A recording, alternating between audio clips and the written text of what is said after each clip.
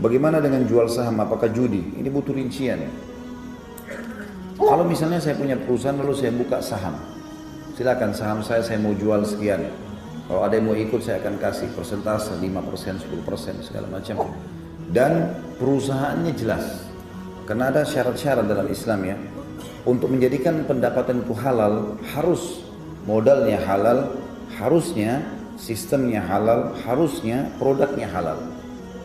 Sumber dananya dari mana, halal atau tidak, sistemnya halal, produknya halal. Maka dia jadi halal ini.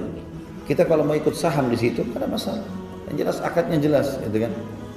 Ini dulu poin. Tapi kalau perusahaan itu memiliki salah satu pelanggaran dari 3 poin tadi, misal dasarnya perusahaan itu produknya haram, jual rokok misalnya atau jual apa gitu ya, khamr, atau misalnya sistemnya dia menggunakan sistem yang salah atau haram, ataupun memang kita tahu sebenarnya perusahaan ini awalnya dibangun dari modal yang haram, ini nggak boleh kita masuk saham di dalamnya. Itu poin dulu, masalah mana yang boleh, mana tidak boleh. Rincian yang lain teman-teman sekalian, saham juga ini tidak bisa hanya sekedar sesuatu yang tidak kelihatan.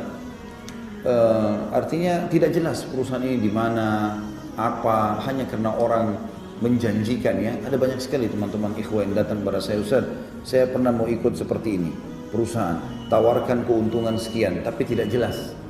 Artinya perusahaannya saya tidak tahu, saya cuma dengar ada di Inggris, ada di Amerika, ada di mana-mana, tapi saya tidak pernah tahu informasinya. Cuma teman-teman saya semua ikut dan 1 bulan akan dapat sekian banyak. Tidak boleh, tidak jelas yang mana.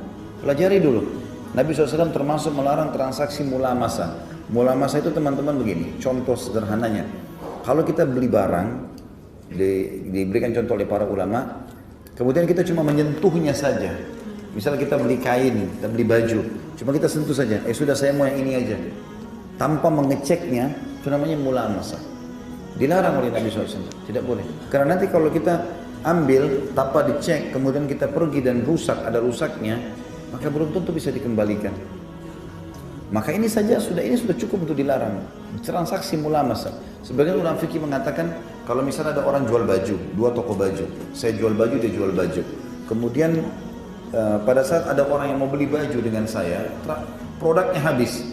Saya bilang sama teman toko di sebelah, tolong pinjamin dulu jenis baju yang sama, misalnya baju kaos.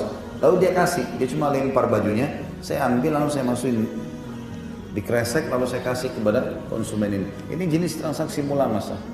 Kalau si pembeli tidak memeriksanya. Ini juga saya kan sekarang transaksi beli sama dia, harus saya cek. Bagaimana kalau ada yang rusak? Konsumen ini komplain, masa saya mau komplain lagi ke dia? Ini contoh, ini saja nggak boleh, antum bisa tarik.